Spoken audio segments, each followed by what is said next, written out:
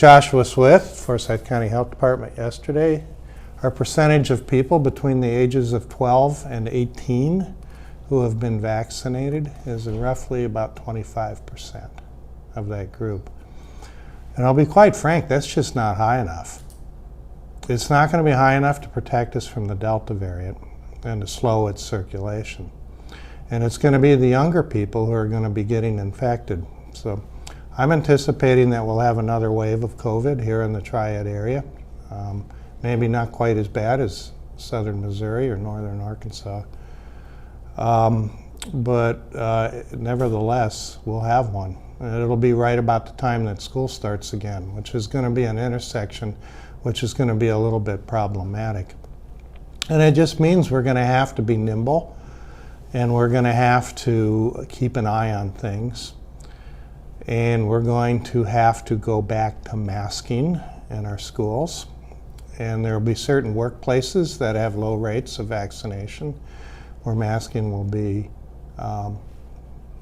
important, probably even for the vaccinated people. So we can make all of this better by getting vaccinated now. We have some time before the Delta variant will start to become a problem here. Right now, the percentage of our strains that are Delta in our region here are estimated between 11 and 16% based on surveillance data. That'll double every 10 days. So by the time we get into mid-August, it'll be the predominant strain that we have here in the Triad. And then we'll start to see our cases go up after that, and then we'll start to see our hospitalizations go up after that. Unfortunately, it's going to be in our younger unvaccinated people between the ages of 12 to 30, basically. Vaccinations, I was emphasizing between the 12 and 18-year-olds. We really need to get that percentage up in our region. But parents ask me, well, what about the myocarditis thing? I don't want my kid to get myocarditis. All right, let's put myocarditis in perspective. If you get COVID, you have a 20% chance of having myocarditis. Might be subclinical, a little bit of chest pain with your cough, but it's up there. You get myocarditis from COVID. Most common cause of myocarditis over the past year in the United States, by far and away, was COVID. So you get it from the disease. From the vaccine, the likely association between myocarditis and the vaccine in the highest risk area, which is in males that are in adolescence and early 20s, is roughly 60 per 1 million. All right. So put that together. If you get COVID, you got a 20% chance. That's 1 in 5. If you get vaccinated, you got a 60 per million. So uncommon. The other thing about the potential association with myocarditis and the vaccine is that 78% of the people who've gotten it so far have completely recovered. Normal heart function, normal enzymes, normal everything. The other group will likely become that way in a few weeks as they go through it too. So it seems to be fairly mild. There have been no ramifications. There have been no deaths due to it yet.